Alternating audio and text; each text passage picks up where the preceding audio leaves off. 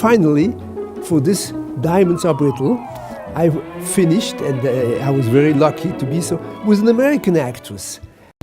But Jean was just always perfect, you know.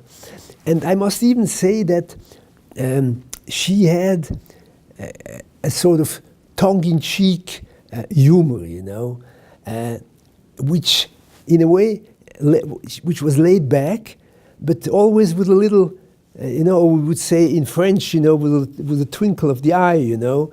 And this humor of her, this laid-back humor, also transpires in the movie. She plays the daughter of a gang leader, you know, like a female Al Capone, you know. And so she's weaker than this lady who is running the show, you know. But at the same time, she inherited also this discipline from this strong lady, and she is at the same time stronger than Claude Rich, the leading man. And these two levels, she brought it out fantastically, you know. And she had a certain distance because Claude Rich was always fighting to be up front, you know. And the cameraman said, "Careful, Nicholas, it's your first movie. Careful, because Claude Rich, one day he's going to eat your camera," you know. Even when, for the rehearsal, I put him back, you know. After 2 or 3 rehearsals, he was up front, you know, always. And Jean saw that, you know, and she played with that because we had this kind of complicity, you know. When I told Claude to hold back, you know, we had a little complicity correspondence between Jean and myself, you know. Here we go again, you know. Claude Rich always wants to go first.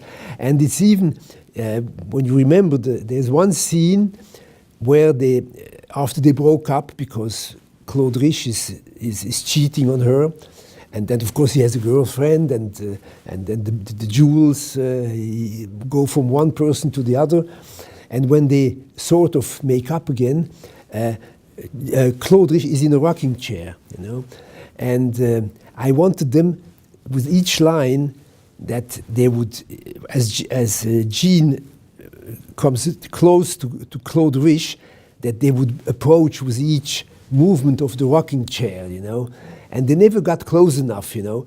So in the rehearsals, and there are photographs of that, you know, you could see my hand pushing the rocking chair, you know, to make the two really meet, you know, and kiss, because there was a certain distance, you know, between Jean and Claude Rich, you know. And she also, and that's the merit of my screenwriter, Charles Spark, as I said, you know, the flesh around the bones, to give word to this very fine-tuned characterization, you know. And there's a scene on the ship where I say, okay, Claude Rich says, I want to do something dishonest. I'm fed up with Swiss honesty, you know. And so Jean says in the lines, you know, okay, let's steal something, you know. And Claude Rich suddenly, you know, he's not up to the situation. And Jean Seberg, yeah, no, go ahead, we go ahead. And the thing, of course, fails because of Claude Rich's soft-heartedness, you know. And then they go upstairs, and Claude Rich is apologizing. I'm sorry, I ruined the cup, I failed. And Jean says, I knew you were not a thief, you know. And that exactly her character, both in real life as character of this movie, you know, both the irony and the honesty, you know. At the same time, playing with the fiction, but at the same time being true to her own character, you know. That was just pleasure. Every shot was a pleasure with her, you know.